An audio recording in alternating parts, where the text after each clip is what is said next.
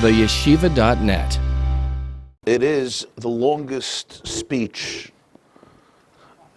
in the entire Sefer Bereshis, and it's the presentation that Yehuda presents before the Prime Minister of Egypt, not knowing that it's his own brother, Yosef, pleading with him to let Binyamin go free. And that's the opening of Parshas Vayigash. Now let's remember the context and the continuity of the narrative. The brothers of Yosef have come down to Egypt in order to purchase grain due to a devastating famine in the entire region. They, of course, don't know that the prime minister whom they meet is none other than their own brother who they sold into slavery more than 2 decades earlier, 21 years earlier. They can't recognize him. A lot of water has passed under the bridge, and he's not the same person. He doesn't look the same as he did when he was 17 years old. Now he's 39 years old. He was 30 when he was liberated from prison. There was 7 years of hunger, 7 years of plenty, 37 years, followed by 7 years of famine. So now he's 38 or 39. They saw him last when he was 17 years old. He doesn't look the same. He's certainly not dressed the same. He doesn't speak the same language. They can't imagine in their wildest dreams that the Prime Minister of Egypt, the viceroy of the superpower of the time, the man who is responsible literally for the entire economy of this superpower and is the lifeline, has become the lifeline of the entire region in this time of hunger, is none other than their baby brother. And as they meet him, he puts them through the crucible, as they say. He accuses them of espionage, of being spies. He imprisons them for 3 days. At the end of 3 days, he says, the only way I can ascertain that you are authentic, you're real, you're honest, is if you can demonstrate practically what you have told me when you met me, that you have a father at home, and you have another brother, baby brother, Binyamin, whom you've left home because your father did not want him to come on this journey from Canaan to Egypt.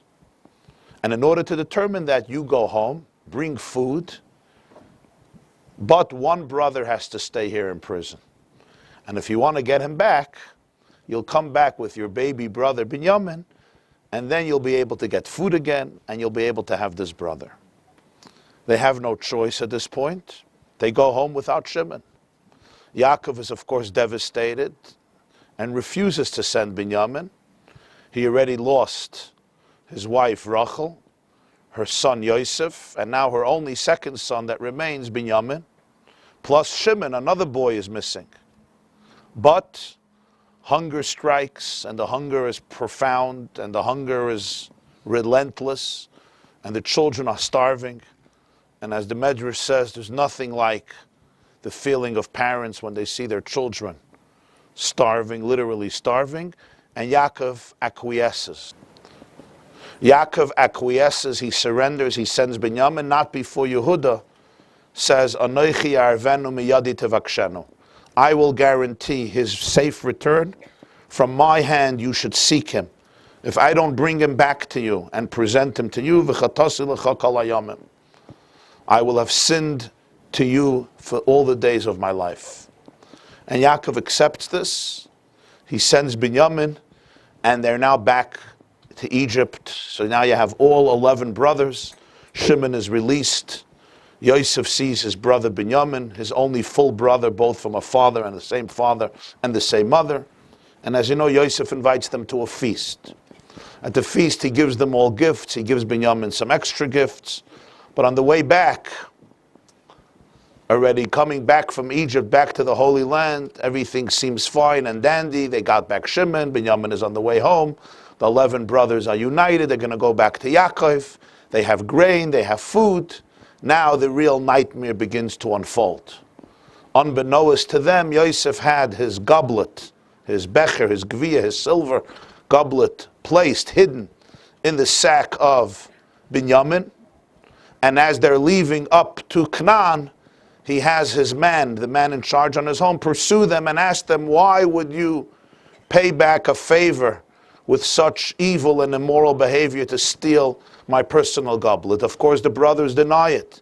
They say, no way that we stole it. In fact, the money that we found in our bags, because when they came back the first time, they found all the money that they paid for the food back in their bags, we returned. We're honest people. We wouldn't take an extra penny from you. Why would we steal? We returned the money that we found in our bags. Now we're going to steal your goblet. In fact, if yes, that person could die. They were so certain that this couldn't happen. And of course, the search begins, and the goblet is found in the sack of Binyamin. So the brothers tell the man in charge, the Yosef's representatives, and the words are very telling, because when they find the goblet in the sack of Binyamin, they all tear their clothes. And they come back to Egypt. Yehuda and his brothers come to Yosef. Yosef says, why would you do this? Why would one of your brothers steal my goblet? And Yehuda speaks up and says, what should we say? God has found the sin of your servants. As Rashi puts it, very sad words, we have an old debt, and the one we owe the money to found a way in which to exact payment from us. We didn't steal this goblet, but God found the sin of your servants. We're guilty for something else. We will all be servants, we will all become slaves for you. All of us, 11 brothers, will now remain as slaves. And Yosef says, Chalila, heaven forbid I would do such a thing. This thief remains with me. He will remain a slave. Atem alul shalom alavicha. And you go up in peace to your father. And this is how Parshas Miketz ends. It literally ends with such suspense, because it's the middle of a conversation. All Yosef could say is, all of you go back to your brother, to your father. He will remain here. Which is exactly what Yaakov was so afraid of, that he's going to lose Binyamin. And it's what Yehuda guaranteed Yaakov, that I will bring Binyamin, I will bring Benjamin back to you. And now at this moment, he's caught as a thief. And he can't bring him back to him, because the viceroy of the country said he must remain as a slave. In fact, they said the thief should die. He said, no, I'm going to take him as a slave, and you go back in peace. It's almost with humorous irony. Peacefully, harmoniously, pleasantly return to your father. And it's at this moment that Parshas Vayigash, the next week's portion, commences. Vayigash elav Yehuda. They're all speaking to Yosef. They're all in his home. They all came back from their journey back to Egypt with torn clothes as a sign of grief and mourning for what happened. But now Vayigash elav Yehuda, Yehuda from all the 11 brothers, approaches Yosef, and he begins giving him a speech. And as I began, this is the longest speech in the entire Sefer Bereshis. Jews generally give long speeches. This is an old axiom. Somebody once introduced a rabbi, and he said, this rabbi doesn't need a good introduction, he needs a good ending. But that's all a contemporary invention. The Jews of old didn't give long speeches. They gave very, very short speeches, because they knew what they wanted to say. When you know what you want to say, you could say it in a half a minute. When you don't know what you want to say, 2 hours also doesn't help. That's why most speeches in Chumash are fascinating. 1 verse, 2 verses, 3 verses is already huge. But the speech of Yehuda to Yosef is the longest. It goes from Perek Lamed, Perek Mem Dalet, Pasuk Yud Ches, through Pasuk Lamed Dalet. Genesis 44, from verse 18 through verse 34. And the speech is constructed, if I could say so, marvelously, exceptionally, how Yehuda presents his case, his arguments. He tells the story. He reaches the punchline. he comes with the request or the demand to Yosef. And basically what Yehuda does is, he tells the story of their encounter with this prime minister throughout from their first journey down to Egypt until this moment.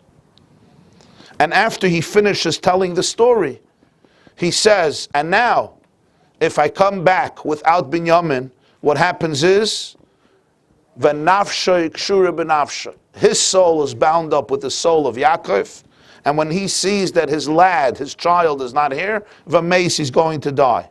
And we are going to cause him to go down into the grave with everlasting grief and sadness.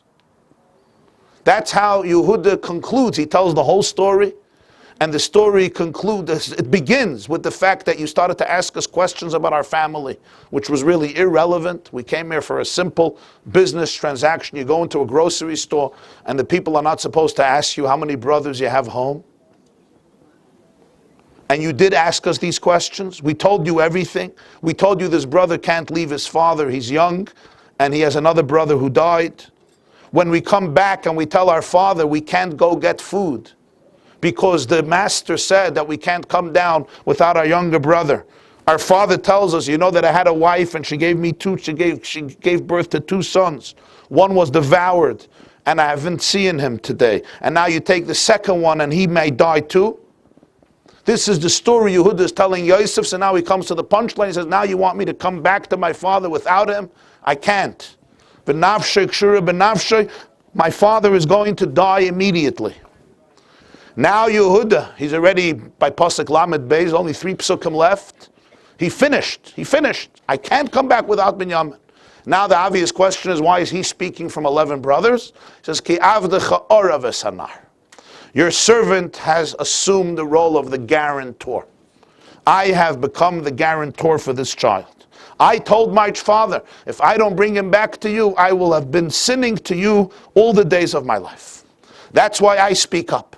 Now obviously there's a big question. All nice and good, but your brother is a thief. Of course they don't know the truth that Binyamin never stole it, that Yosef did it all. Your brother is a thief. So Yehuda comes up with an alternative solution. Your servant, I will become your slave instead of him. Let him go back with his brothers. You deserve to have a slave. One of us has stolen your goblet. I will become the slave. I will remain here. Let Binyamin go back to Yaakov. This is Pasuk Lamed Gimel. So he went from Chav Ches to Lamed Gimel. At this point, the speech should have been over. He made all of his points clear. He told the story. He's really accusing Yosef of mixing into family business. That's none of his business. To ask them all the questions about a family. And then he tells Yosef how difficult it is for Yaakov. He tells Yosef the consequences, the dire consequences. He explains why he is so emotional. And finally he says, I'm ready to become the slave. Let Binyamin go back. But then he gives one last pasuk and he says, Ki eich elel avi v'anarein enuiti. Because how can I go up to my father when the child is not here? Pen ere b'ra sheyimtzes avi. I might see the horrible fate that will befall my father. And that's the final word, avi, my father. Do you know how many times he says my father in this speech? 14 times. We're not used to learning Chumash this way. But these are very significant details. 14 times he says my father, and that's his last word. Just in this pasuk itself, he says my father twice. Now this last pasuk didn't add anything in substance. He already said, if I come back without Binyamin, my father is going to die. We're going to bring him down to the grave in grief. He already explained that he is the guarantor. He already said his offer that he's going to become a slave. Finish, you're done. But he adds one last pasuk, and here is where you see an outburst of the ultimate emotion. It's not structurally, it's not necessary. From a structure point of view, he said everything he has to say, and no new ideas added here. That Yaakov is going to die, he said. That Yaakov is going to go down to his grave in grief, he said. But when he finishes everything, he finally tells Yosef, I can't. Ki eich elel aviv anarein enuiti. I can't go back to my father. How can I go up to my father without this boy, pen ere bira sheyimtze esavi. I'm not capable of seeing the horrible grief and pain and agony and misery and savage internal torture that is going to overtake my father when he sees that Binyamin has been robbed from him as well as Yosef. Avi, my father. And the next moment, the next verse, a new chapter, chapter 45, verse 1, V'la yachal Yosef li'isapik. Yosef at this point can't hold back anymore. He can't contain himself. He finally, at last, reveals his identity. After 22 years of separation from his brothers, he tells them two words, Ani Yosef. I am Yosef. This presentation of Yehuda is significant, of course, in and of itself. But what is even more striking is we're going to contrast it with another speech he gave. That speech didn't go for 16 verses. It was one verse, and it happened exactly 22 years earlier, when Yosef was 17 years old. You remember the story at the beginning of Vayeshev? Yosef was 17, his brothers despised him. They loathed him, they were envied him. Yaakov loved him more than all of the children, and the Torah says, Vayisnu Yosef, they hated him, they loathed him. And when he shared with them his two dreams, about how all the sheaves are bowing down to his sheaf, and the sun and the moon and the 11 stars are prostrating themselves to him, they only loathe him even more. And then there is that fateful day when Yaakov sends Yosef from their home in Hebron to go seek out the welfare of his brothers who are shepherding the flock of their father in a city called Shechem. Today in Arabic it's known as Nablus, and in Hebrew still known as Shechem. And when Yosef arrives ultimately at Shechem and Daison, they see him from far. Vayiru oisai meirachik, from far. And before he comes close to them, they plot to just get rid of him, to kill him, before he comes close to them. One man tells his brother, doesn't say who, but Chazal say it was Shimon to Levi, here's the dreamer is coming, let's kill him and throw him into one of the cisterns, one of the boiris, one of the pits. That's what's happening. Yosef is approaching them, and one brother tells another brother, let's kill him. We'll throw him into a pit, and we'll say that a wild animal has devoured him. At that moment, the oldest brother speaks up. Vayishma Reuven hears the plot, and he says three words, Lo nakenu nafesh. We should not murder the soul. And Reuven continues and he says, don't pour his blood. Instead, throw him alive into one of the cisterns. We should not directly murder this boy. His objective is, the Torah says, he doesn't tell them, but the Torah tells us his intentions, he wants to save him. So this is his compromise, throw him into a pit, and then he's going to come back and save Yosef. So that's what they do. Yosef comes, they remove his tunic, they throw him into the pit is empty, there's no water, they sit down to eat.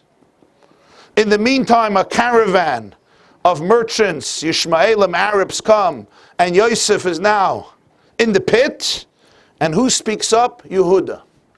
The same Yehuda we just spoke about speaks up. This is 22 years earlier. What does Yehuda tell his brothers? Vayomer Yehuda alechav, I quote, Ma betza ki nareg esachinu v'chisinu esdama. What profit is there if we kill our brother and we cover his blood? L'chuvenim kirenu. Let's sell him. V'yadeinu al tehiboy, let us not kill him because he's our brother, he's our flesh. And they listen to him and they take Yosef out of the pit and they sell him. Listen to Yehuda's words. Ma betza. Rashi says, ma mamain. What money is there in letting this kid die in a pit? There's no money to make. So he'll die. At least, let's make a couple of bucks. L'chuvenim kirenu. Let's sell him. Then he says, he's our brother, let's not kill him. Another incentive. First incentive is, there's no profit, there's no benefit. Another thing is, he's also our brother, and he's our flesh. We shouldn't kill him. Two psukim, and they listen to him. And because of that, Yosef is taken out of the pit and he is sold as a slave to the merchants going down to Egypt. And ultimately he's bought, as we know, by a man named Potiphar, where he would then spend his time as a slave in Potiphar's house. Do you see the difference between Yehuda in the first story and Yehuda in this story? In the first story, Yehuda is also talking about his brother, who's loved by his father Yaakov. And he says, what profit is there just to let him die? Let's sell him. L'chuvenim kerenu. And also, he's our brother. We shouldn't kill him. We should not kill him, yadeinu alti, but let's sell him as a slave. Yosef was now 17. When he stands in front of Paro, he's 30 years old. When he comes out of prison, he's 30. There's 7 years of plenty, he's 37. There's 7 years of hunger, and the brothers come down after some time during the hunger. They ultimately meet him, and he reveals his identity when he's probably 39. So that's quite many years. That's 22 years later. 22 years later, the same Yehuda, when he realizes that Binyamin, Yosef's brother, also his half-brother, is now going to be a slave, which is what he did to his own brother. He made him a slave. He sold him as a slave. He is the one who initiated the plan, and they listened to him. He now comes to the prime minister of Egypt and he says, I am going to be the slave. Binyamin can't be the slave. Binyamin has to go back to the father. Why? Ki eich ere berah. Eich ele elovi v'anare nenuiti. I can't go back to my father. What a transformation. When the Rambam describes what tshuva is, what repentance is, based on a Gemara in the end of Tractate Yuma, there are various degrees of tshuva, of repentance, of rectification. But the greatest one is ba'osei zman, ba'osei makom, ba'osei isha, as the sages express it. The similar circumstances that were there the first time around repeat themselves. A similar situation, a similar dilemma, a similar struggle, and yet you respond to it in a completely different way. This really demonstrates you made a 180-degree turn. Even if the circumstances never come back, there's still a concept of rectification. But that is the ultimate form of repentance, because I had exactly the same opportunity to do it again, and yet my response this time was different. It means I am a changed person. You couldn't get a more clear demonstration, an illustration of this reality than in this story. 22 years later, another half-brother, also not Yehuda's whole brother, it's from Rachel, who has a special relationship with Yaakov, is again a slave, and this time it's not even your fault. It's because he stole. Because you don't, of course, know the truth. Yehuda doesn't know that Yosef did it all, that Binyamin never stole. Even if Binyamin told them, but they may have suspected that he is just defending himself and he stole. So at least there was a suspicion there.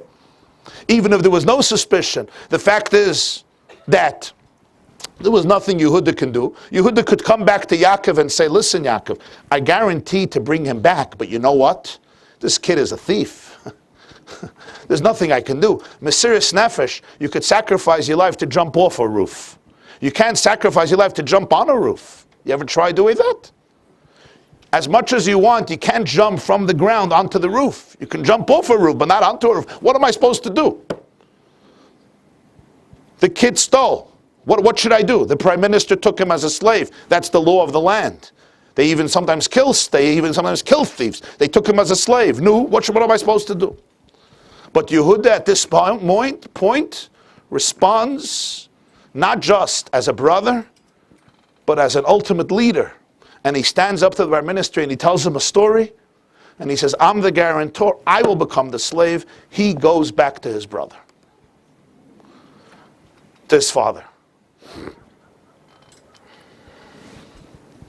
I saw once, I think in the Chidushei Harim or the Sfas Emes, one of the first Gerer Rebbes, who points out something very profound. He says, once Yehuda told Yosef, Ki avdech arav esanar, your servant guaranteed the boy and told his father, I'm going to bring him back to you. That's it. That's your main argument. I'm the guarantor. I got to do my job. So therefore, I will become the slave. And he goes back to his father because I need to live up to my responsibility. Nobody else guarantored him. I did. I told my father, give him to me. Miyadi tivakshenu. I am the culprit if he doesn't come back. Come to me. I am taking responsibility. My father trusted me. I need to do that. Therefore, I'm going to be the slave. Asks us Vasemes, why does he have to add the last pasuk? Ki eich elel avi vanare enuiti pen ere bira sheyimtze avi. I can go back to face the agony of my father. The issue is, you don't need to add this. The point is, you're the guarantor. I got to fulfill my obligation. But that's not his final point. His final point is, I can't face my father's pain. So the Vasemes says that this for Yehuda was much more significant than the fact that he was a guarantor. Sometimes you say, I need to do this because I made a commitment. I'm an honest person. I'm a man of my word. I told my father, I am the man. I am responsible. I am taking full responsibility for this child. I have to do everything I can. If it means forfeiting my freedom for him to be set free, I will do that too. But that was not his punchline. That's all about me fulfilling my obligation. I should be able to have a clear conscience and at the end of my life say, I did the right thing. I did not betray my promises. I did not betray my conscience. I did not betray my father. I did not lie. I did not deceive. I told him I will bring him, and I brought him back. I didn't bring him back, but he came back. That's another question, if that was considered Yehuda fulfilling his condition, because he said, I'm going to bring him back. According to this, he wouldn't bring him back, but okay. The whole shtickle in the Rakhachover about this, but okay, I did it. It was done. He came back. That wasn't the ultimate issue. The ultimate issue was, I can't see the pain of my father dying when he sees that his son is not there. It's not about my obligation. It's not about my conscience being clear. That, ultimately for Yehuda, was much deeper than the fact that he was a guarantor. Pen ere bira asher emtzes avi. And this is what caused Yosef to reveal his identity. Now, 22 years ago, you didn't think about what's going to happen to your father? 22 years ago, you didn't think what Yaakov is going to feel like when Yosef is going to disappear and die? What happened? A complete, Well, he lost two children, so he understood also the difference. Okay. That's true. That's true. A complete transformation happened to Yehuda. How did it happen? There's one more point that I want to address, and that has to do with the future of Jewish history. When you're reading Genesis, when you're reading Bereshis, it seems like the gift of royalty is going to be given to Yosef. He is the star child, full of charisma, full of charm, full of ambition, full of grace, full of power, full of creativity. He looks beautiful, he's handsome, he's groomed, he's loved by his father, and he's madly ambitious. He wants to see the whole world under his influence. Remember, agriculture then was the staple of success. Real estate today. There's a reason that Jews are not farmers anymore. They went into real estate. But then it was about farming. All the sheaves bowing down to him meant the whole economic system bowing down to him. But that's not enough for him. He even wants the heavens. He's not satisfied with earth. Madison Avenue and 2nd Avenue, 5th Avenue are not enough. He needs the heavens, the sun, the moon, 11 stars. And he's a man of grace. And he's very resourceful. And wherever he goes, he rises to the top. Like oil. He rises to the top. He's a slave and he rises to the top. He's a prisoner and he rises to the top. And he ultimately reaches the top. He becomes a Jewish kid, a slave, becomes the prime minister of a superpower. This is a man of royalty. This is a man of malchus. And yet, if you look at the other side, who was the one who you would least associate with the gift of kingship and royalty? It would be Yehuda. Yehuda emerges as the one who says, let's sell our brother. There's no money. This is not the language of aristocracy. This is not the language of royalty. He's our brother, let's also not kill him directly. And then what happens right after the story? Yehuda leaves the family. Yehuda says, that's it. This is not for me. The next scene right after, Yosef is sold, Vayehi be'esai, Vayerid Yehuda me'es echav. Yehuda left his brothers and he descended. And as the sages say, and Rashi brings this, it wasn't only a physical descent. It was a moral decline. He goes, he marries a woman, we don't even know who that is, somehow in the family of Canaanim, which seems like some form of mixing that the other tribes didn't do. They remained around their father. And he goes and he forges his own life. And yet, ultimately, as history will show, it doesn't work out the way we would think. The gift of Malchus was given to who? To Yehuda. On his deathbed, Yaakov extols the virtues of Yosef.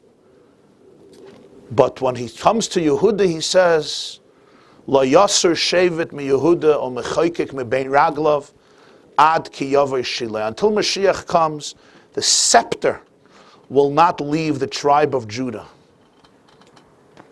The ruler is going to come from the descendants of Yehuda. Indeed, Malchus Beis David, the kingship that begins with King David, David HaMelech, and Shlomo and his descendants, belongs to Shevet Yehuda.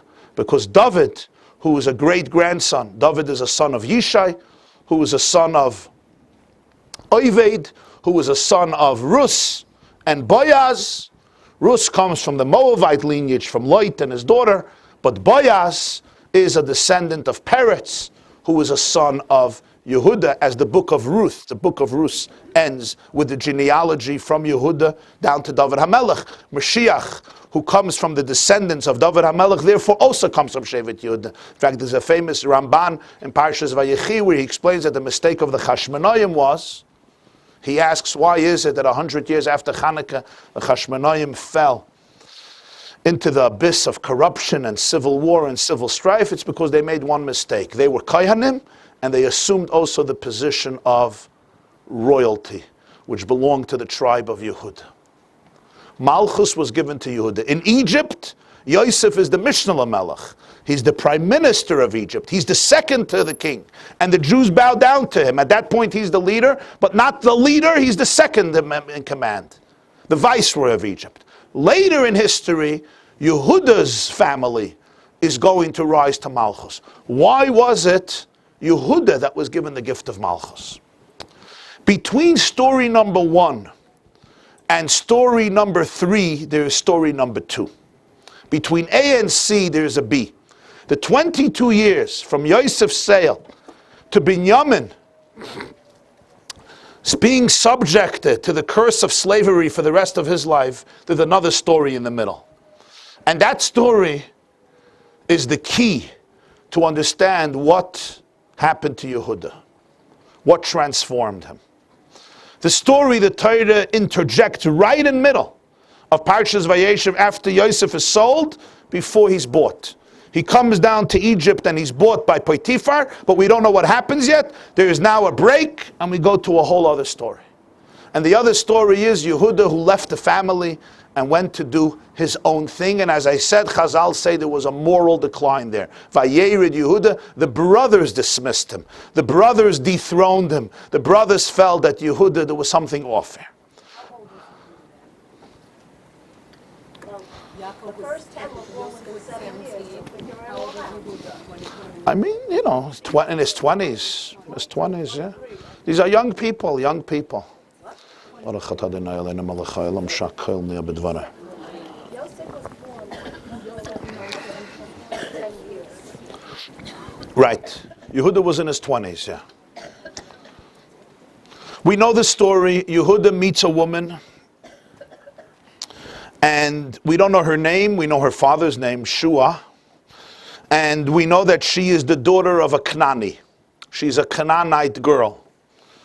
And he marries her, and they have 3 sons, Ohr, Oinon, and Shelah.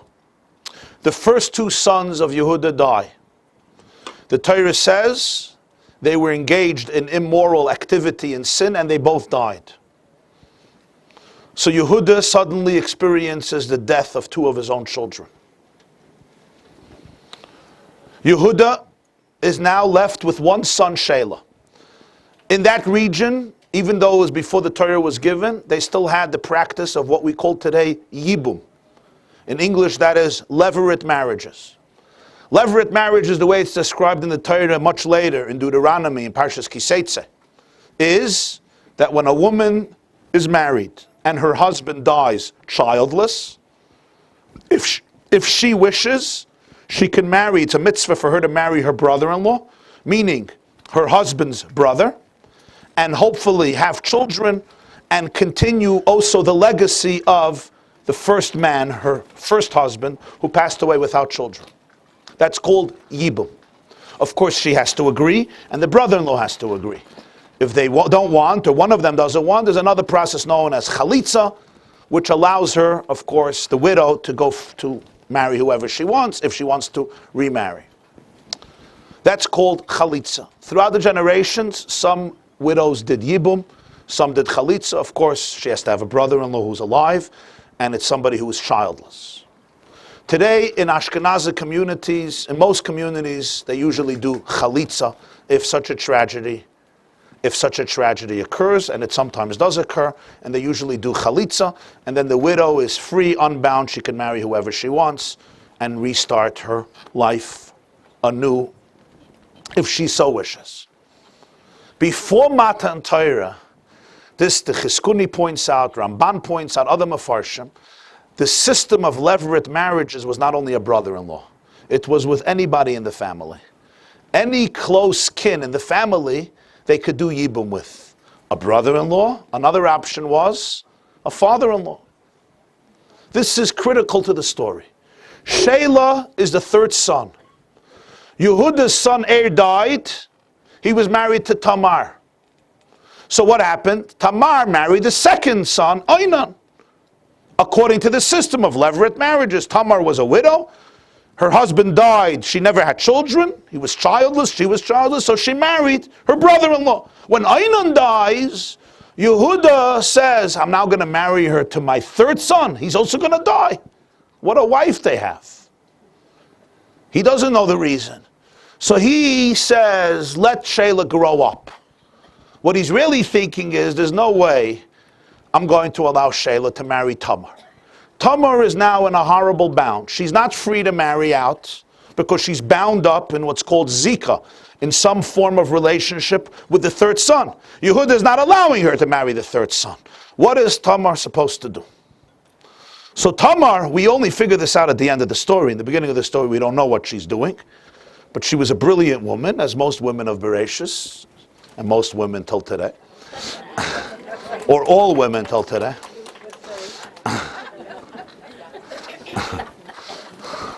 Present company, of course, included. And at the end of the story, we realize she's an ingenious woman. What does she do? Yehuda's wife died. Yehuda is on a journey to go visit his sheep. It's the time of shearing the wool. And she dresses up, as the pasuk says, as a zayna, as a promiscuous person, a harlot. And the way the Torah describes it is, Yehuda sees her v'yachshavel zayna. He doesn't know who she is. He sees just a promiscuous woman, kichisis upana, her face is veiled, and he goes to her. What happens now is, she wants money. He says, I'll send you 2 goats. She says, I need collateral. You're going to leave? I'm never going to get my goats. I need collateral. Now we're reading this, we still don't know what Tamar is thinking. Later we're going to see her thought process. So Yehuda gives her collateral. But she is the one who says what she wants. She doesn't take anything. She wants 3 things. She wants a seal. She wants his girdle, his belt, his gartel, his girdle, and she wants his staff. This is the collateral she's going to hold on to till he sends the goats. Anyway, he goes home and he sends the goats to Tamar with his friend. We know that he has a friend, some guy named Chira. The Torah says he met some friend. He sends the 2 goats with his friend. And here's a fascinating thing. The man comes back and says, nobody knows who this woman is. You know, usually if there's a woman hanging out, they know. Nobody ever saw her, nobody knows her. He's looking here, he's looking there. Yehuda says, you know what, forget about it. This is going to become so embarrassing. Let her have my collateral, let her have my staff, let her have my belt, let her have my seal. Shine, I'll keep the goats.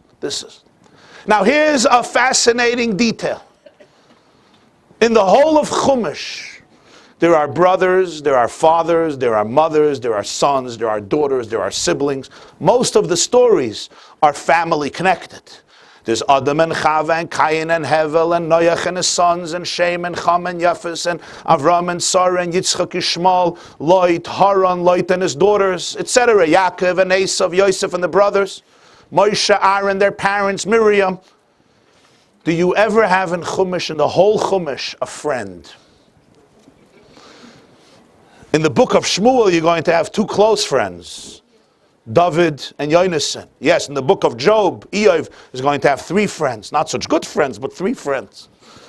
They say the wrong thing, but they're friends. At least they come. What about in Chumash? Do you ever have a friend? Anybody? Ah? You remember?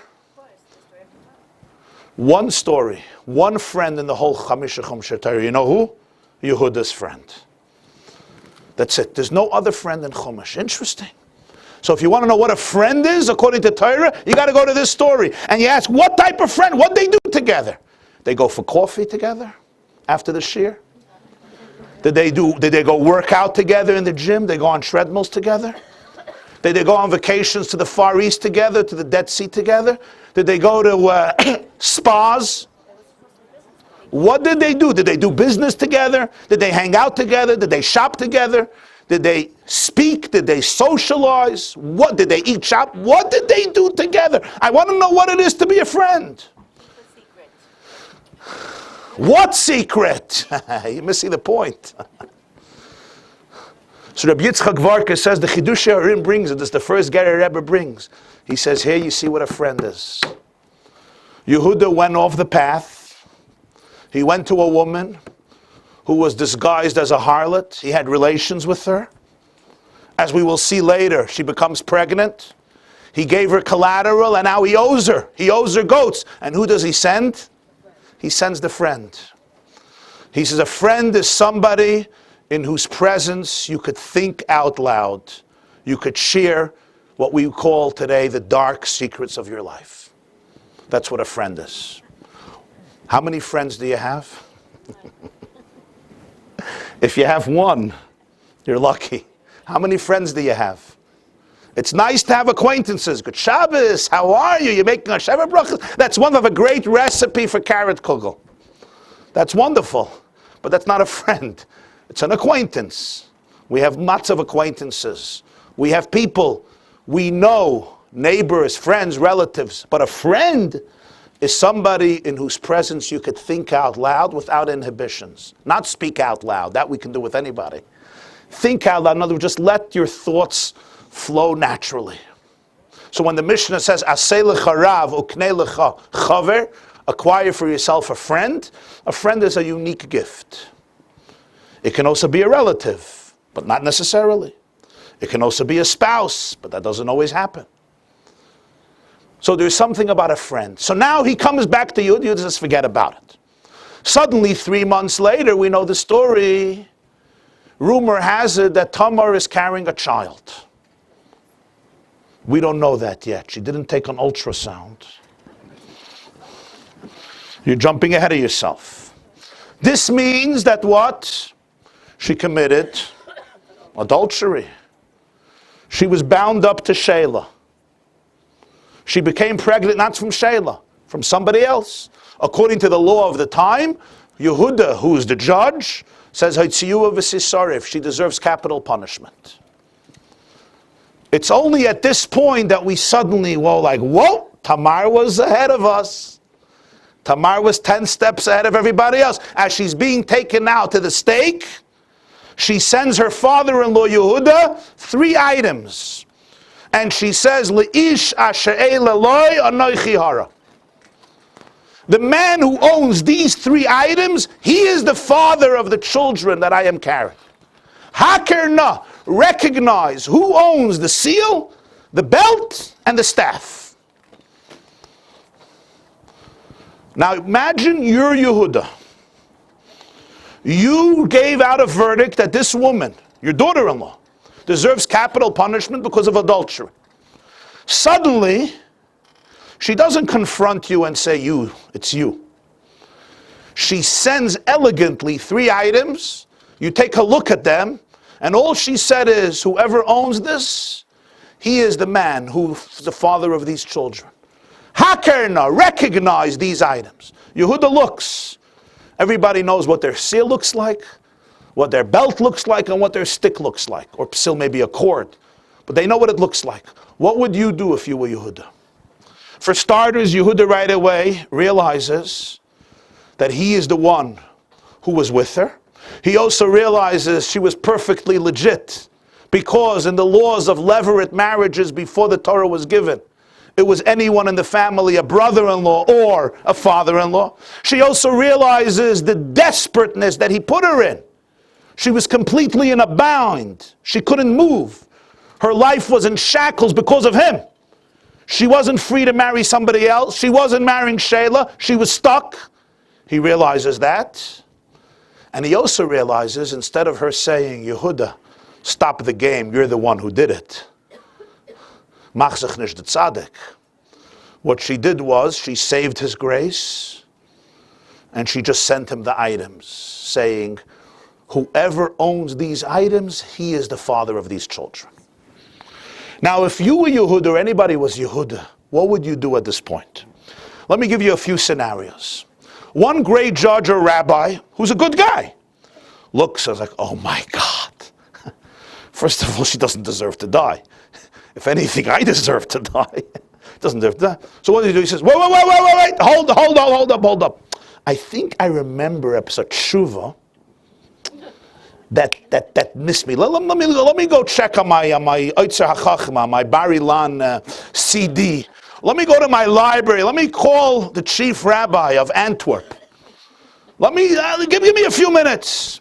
And suddenly he discovers a Rabbi Akiva Eger, a Rashba, a Ritva, a Pischei Tshuva, a Poisek, a Halachic source.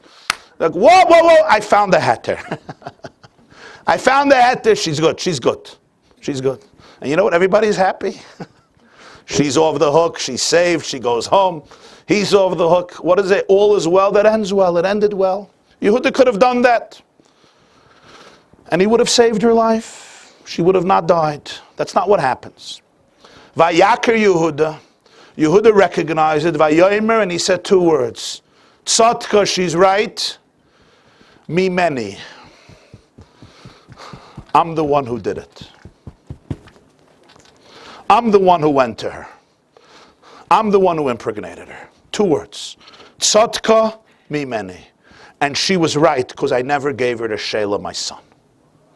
He explained the rationale and the justification, the moral justification behind the behavior. Now, do you know what happened that Shabbos in Shul?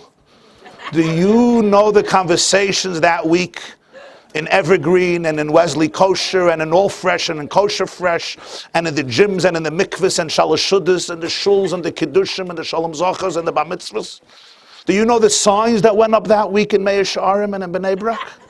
Do you know the WhatsApp's messages? Do you know how many jokes? For the next 10 years, Klal Yisrael was sustained with jokes about Yehuda. Just think today, the chief rabbi of a country or of a big community, who's known by everybody, gets up Friday night or Shabbos morning in shul, gives a clap, and says, that woman, the one who committed adultery, the one who deserves capital punishment, be many. I'm the one who did that. You're getting the chills just thinking about, you have to do that. What would that be like? What would that look like? Did you ever see such a thing in your life? Never, right? I know. Did you ever hear of such a thing? That's what he did. He could have found a heter. He didn't do that. He said, me many. It's all me. I did it. I'm the one who did it. But something else happens at this moment. Something else happens at this moment. Yehuda in his mind was doing exactly what he is supposed to do from a moral perspective. This is the law of the land. We're not now analyzing this law of adultery and capital punishment. It's not for now. But this is the law, and he is following the law. Is he feeling pain? I'm sure he's feeling pain, but he knows he's doing the right thing in his mind. Suddenly, he sees 3 items, and he looks in the mirror, and he says, wow, in 10 minutes, a mother and twins, 2 fetuses, 2 babies, would have been burnt alive because of me, even though they're completely innocent. Because I am the one who impregnated her. She was totally right for doing it. She was completely justified. She is not a harlot. She is not an adulteress. She is not promiscuous. I just sent 3 people to their death thinking I was righteous, and I would go to my grave thinking that I'm a tzaddik. What happens when you experience such a moment in your life? Yehuda said to himself, wait. And what about a previous story in my life? When I sold Yosef into slavery, I was certain that I am doing a necessary surgery to protect the integrity of our family. It's not the discussion of this class, but for some reason, Yosef's brothers felt that Yosef is contaminating the integrity of the family. He is eroding it. He is corroding it from within. He is infecting it from within. There's no future for the Jewish people if Yosef is here. Why is a separate shmuz? But that's what they felt. And therefore I felt this was a painful and necessary amputation to protect our family. To protect the Jewish family. We're vulnerable, we're small, we're trying to begin our journey in history. We need to protect ourselves. We need a healthy spiritual organism. Yosef is a necessary surgery. And I was convinced, even though I saw my father crying, I was convinced. What happens if I made a mistake then too? What happens if I was erroneous? Is it possible that even though in my mind it was absolutely clear that I'm righteous, I'm doing the right thing, maybe I was off the mark. Maybe I made a mistake. Here, I thought I was doing the right thing and I almost killed 3 people. What does such a realization do to you? When you experience such a realization, it changes your life forever. This is not an intellectual realization. There's a realization in your emotion, in your guts, in the core of your soul, in your kishkas. From that day on, Yehuda is a changed person. He's a completely different individual. And we now come to his name, Yehuda. The word Yehuda, the Torah says Leah gave him the name. Why? Because hapam, oida. From the word hoida, thanks, gratitude, thank you, toda rabba, toda, oida. But the Medrash points out, oida has another meaning. It comes from the word hoida, which means gratitude, but it also means to confess, to submit, to admit. We have in Hebrew the word lehisvados. Lehitvadot comes from the same root like vidui, toda, lehisvados, confession. Vidui is confession. Yehuda comes from the word haidah, to confess. He is the first individual in the history of Chumash who admits that he made a mistake. Nobody else does. A lot of people make mistakes in Chumash. They don't stop making mistakes. The idea that we're perfect is only a modern invention. In Chumash, people knew they make mistakes, but they don't admit it. Yehuda is the first one who says, Tzadka mimeni. Publicly, he admits a mistake. He admits what he did. We can now understand why royalty could go to this person, because power corrupts. Absolute power corrupts absolutely. Kings throughout history have done the most terrible things, because when you're a leader, you have power. If you follow the news, you see every day there's another story about another leader and what they do with their power when it comes to women or when it comes to other situations. Every day is Nachamaisa today. Politicians, celebrities, actors, journalists, professors, radio personalities, television personalities, wealthy tycoons, people abuse their power. To give a king ultimate power, who is going to be Mashiach?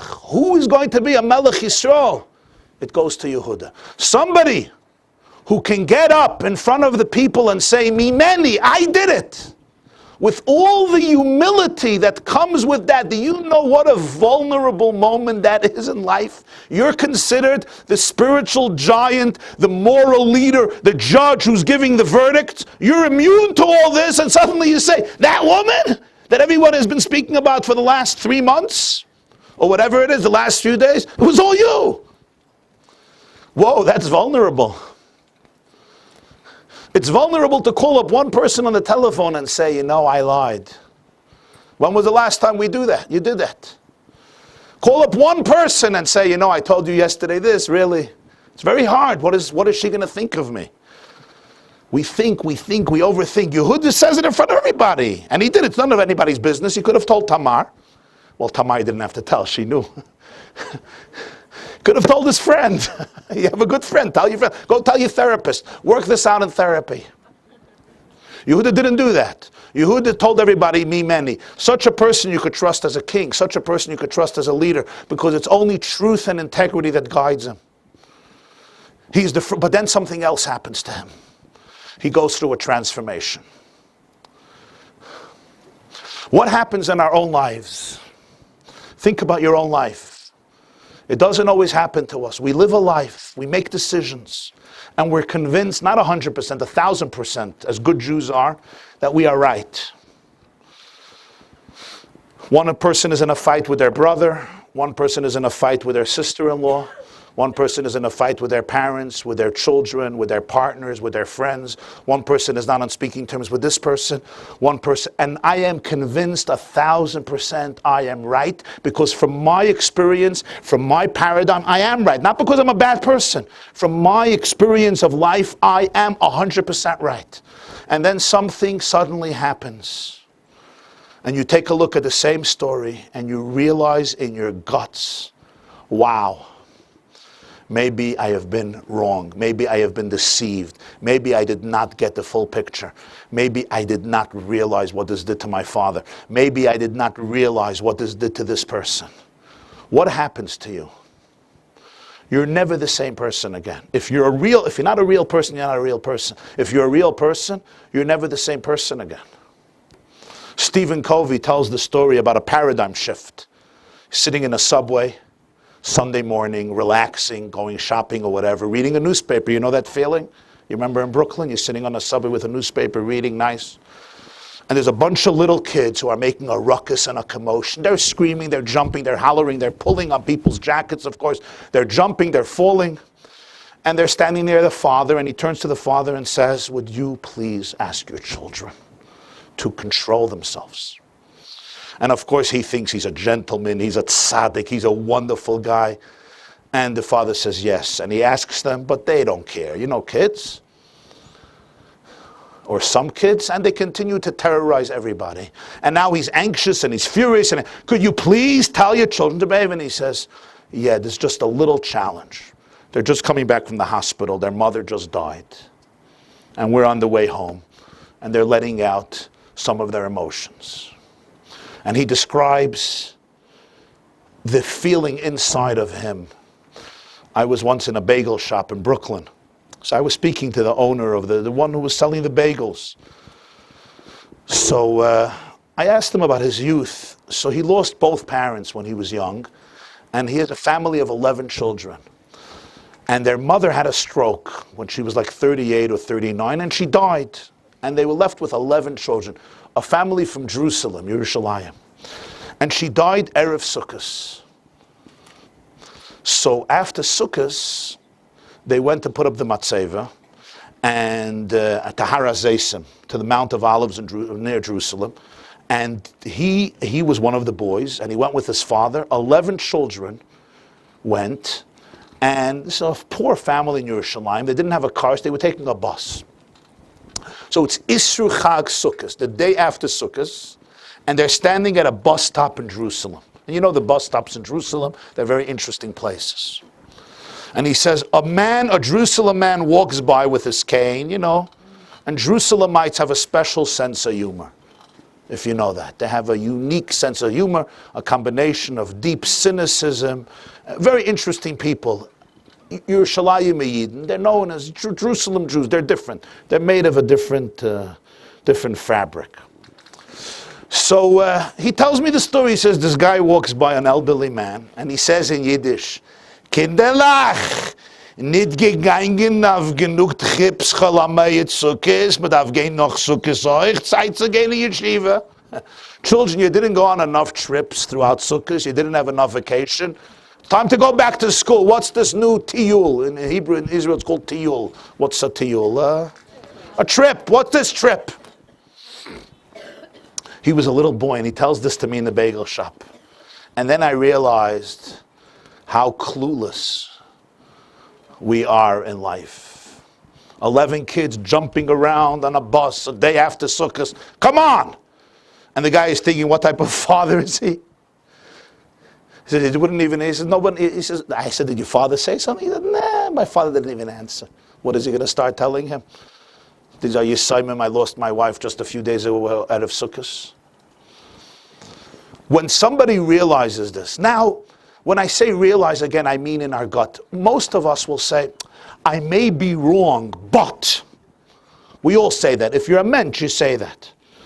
My brother told me that somebody once told him, my brother asked this person, maybe you have a blind spot?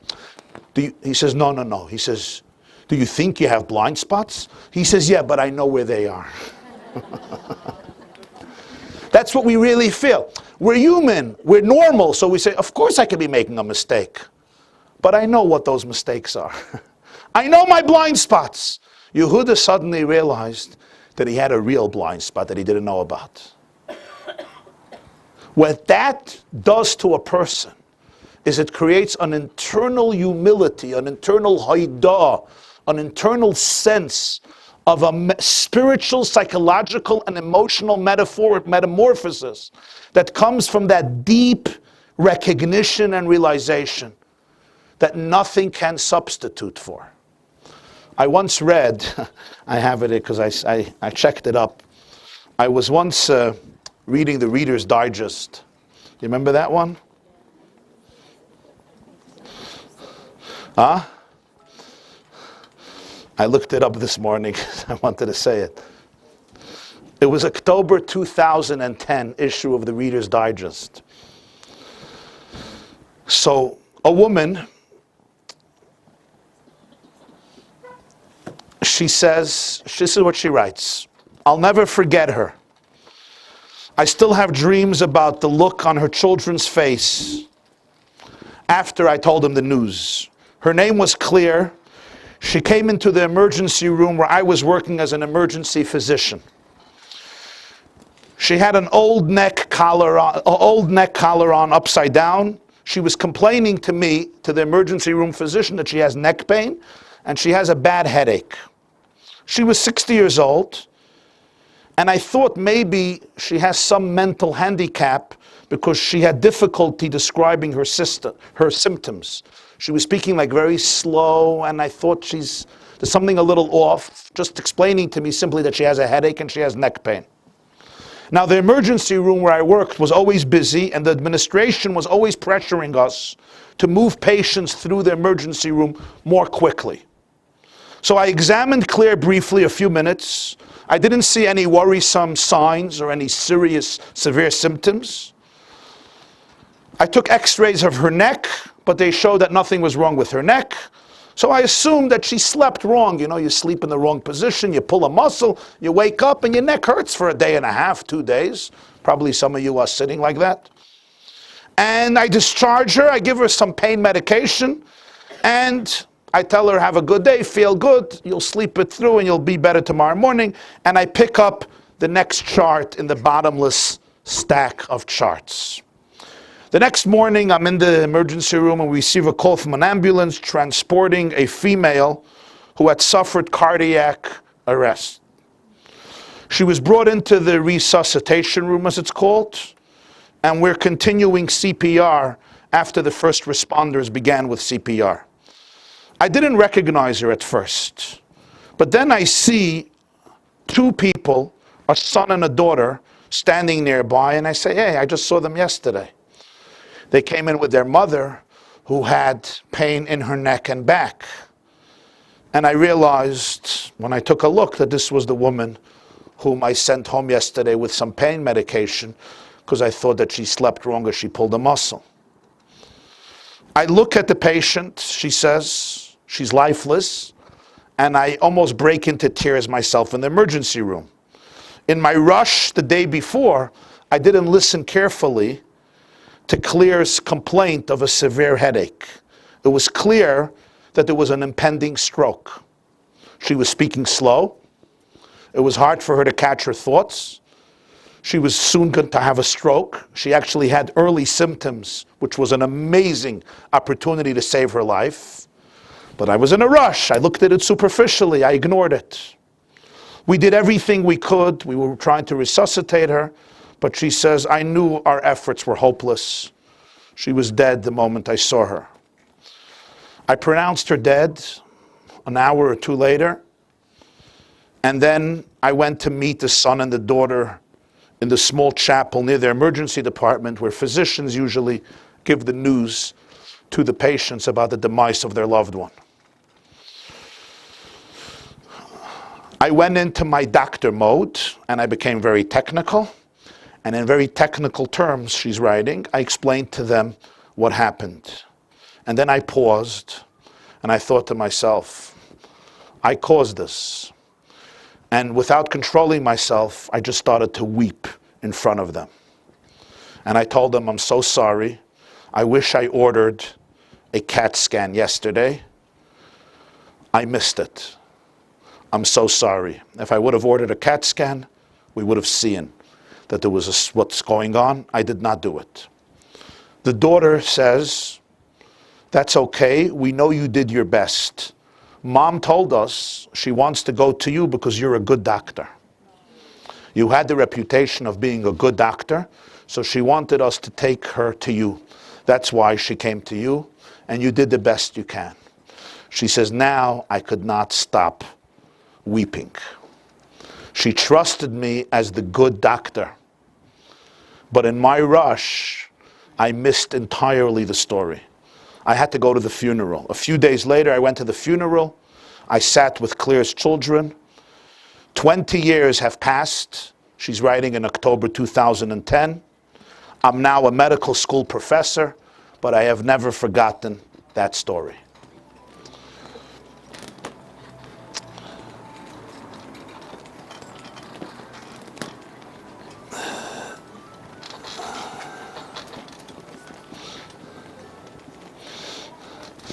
This type of recognition changes you.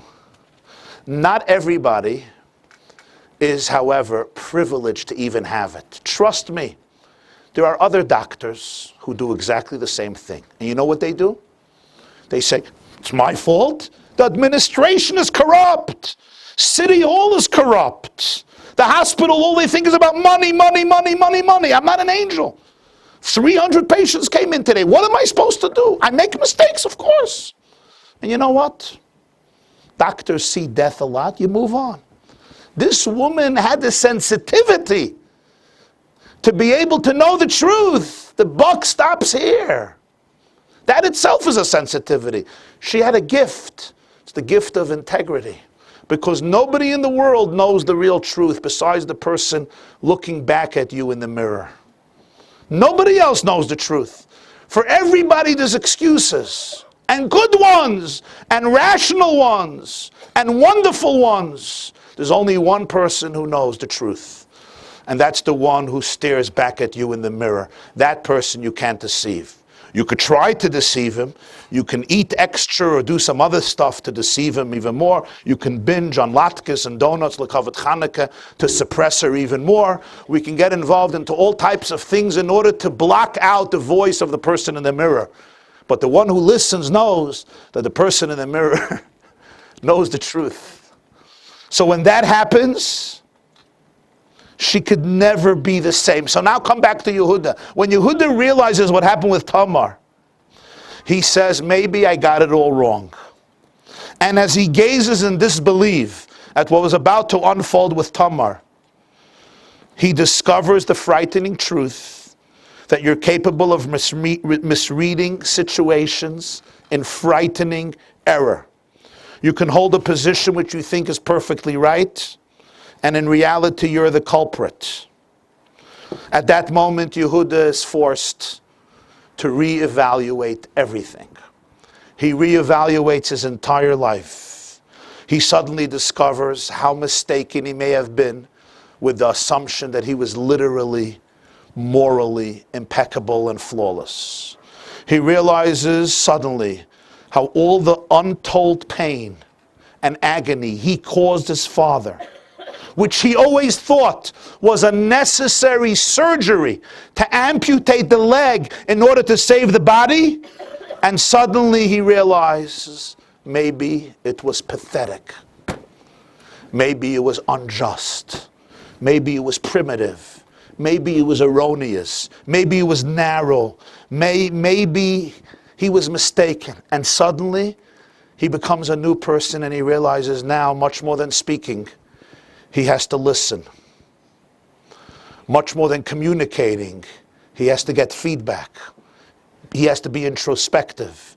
He has to be able to empathize. He has to allow the vulnerability of every situation to touch his heart. What happens in life is we become so stuck in our narrative, in our story. We don't allow ourselves to feel anymore the heartbeat of a story. We can't dance to the rhythm of a narrative because I have my perspective and I dig in my claws into my perspective and I have like 9,000 sources to justify it. I have articles, books, essays, novels. I even have rabbis and therapists who agree with me. I, of course, have God who always agrees with me. He never disagrees with me. And even though I'm a good person, I'm a good person, but I'm a blinded person. I'm completely blind. Sometimes with marriages, this happens over decades. Husbands or wives develop a certain story about their spouse. The story they develop in the first year of marriage, the second year of marriage, the third year of marriage, or because of certain events. They have friends or therapists who confirm the story. In their mind, they have now their spouse worked out perfectly well. Everything their spouse does fits into that story. Everything reaffirms their position. Here he goes again. Here she goes again.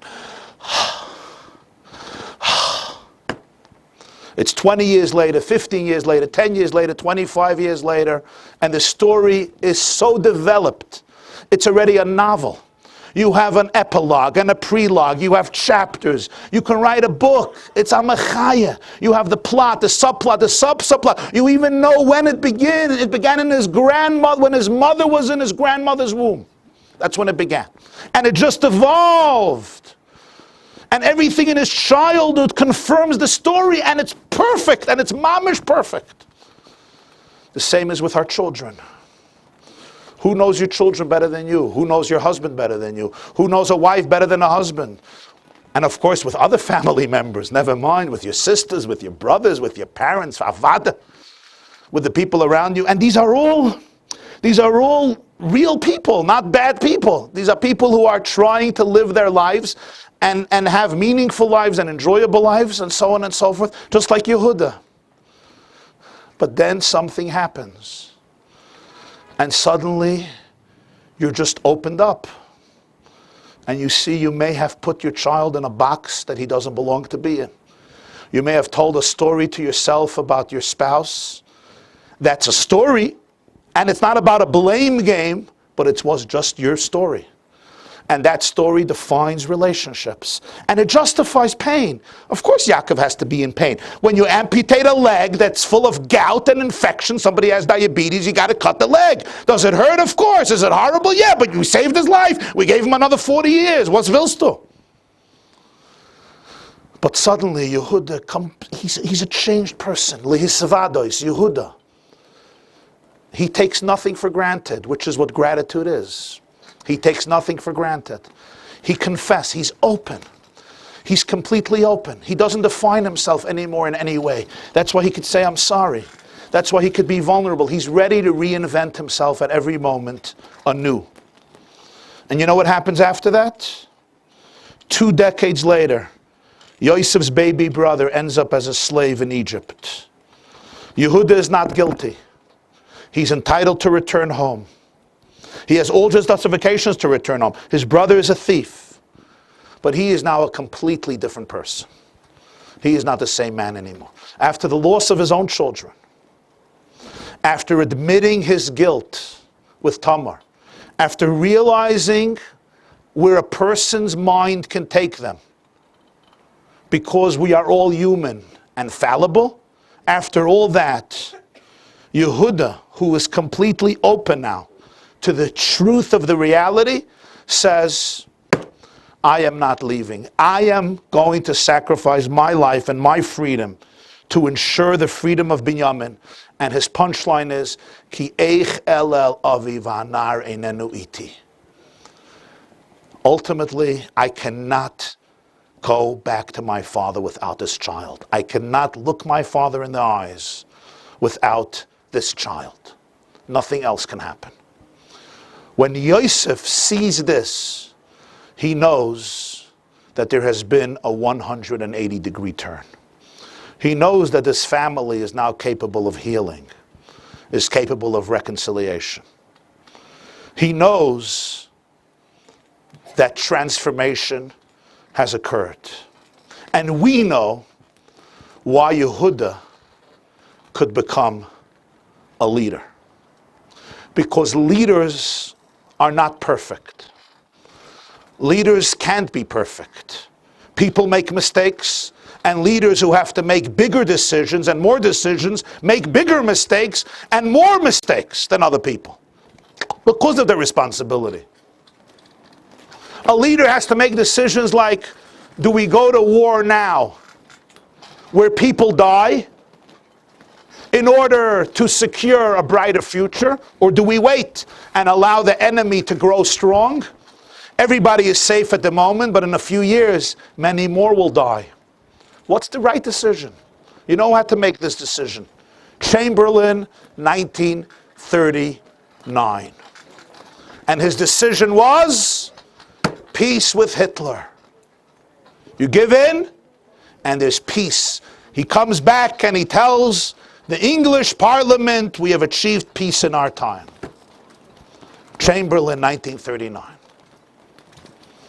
Of course, Winston Churchill steps in and says, we're going to fight them on the beaches. We're going to fight them. We will fight them relentlessly. And he saves the world from the Third Reich. Decisions of leaders, mistakes of leaders. The greatest qualification of a leader is not that he's perfect. It's that he's accountable. It's that he could say, Tzatka, she was right, Tamar was right, I was wrong, me many, I did it. That's the greatest gift of royalty. He or she could look at a situation and be truly committed to truth and integrity and speak the truth and confess the truth and admit the truth and say, I made a mistake. This is a leader you can trust with real power. This is why the gift of malchus, of royalty, aristocracy, is given to Yehuda, is given to David, is ultimately given to Mashiach. Shaul and David were both great tzaddikim. They both made mistakes. The Gemara says in Yuma, Shaul made a mistake. He didn't kill out the Amalekites, and he lost his royalty. David also made his own mistakes with Bathsheba, and he didn't lose his royalty. What was the difference? The difference is the prophet came to both of them. Shmuel HaNavi came to Shaul and said, why did you do what you did? and he gave rationalizations and justifications. Nasan HaNavi came to David HaMelech and told him the story of the wealthy man who stole the sheep from the poor man as a metaphor for him taking Bathsheba from a man named Uriah HaChitti. And David heard the story and he said two words. He said one word, Chatasi. I sinned. That made all the difference. That's why when Leah named her son Yehuda, the names are not simple names. When she uses that word hapam oide, the Medrash says it's also lehisvados, to submit, to confess.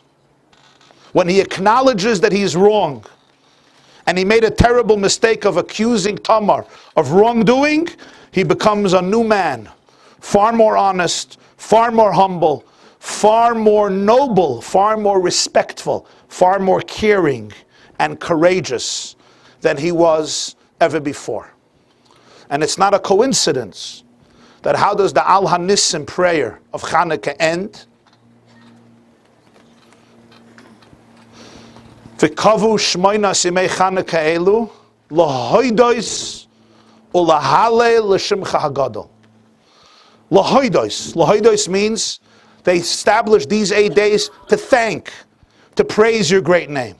But the word lahoidos also has to do, as I said, with the word lehisvados. Lahoidos lehisvados l'shimcha hagadol. Because Chanukah usually coincides with the Parshias of Yosef, Miketz, and Vayigash, which is the story of Yehuda's transformation because of his courage to be able to confess, to take responsibility, and to accept. Have a wonderful week and a happy Chanukah.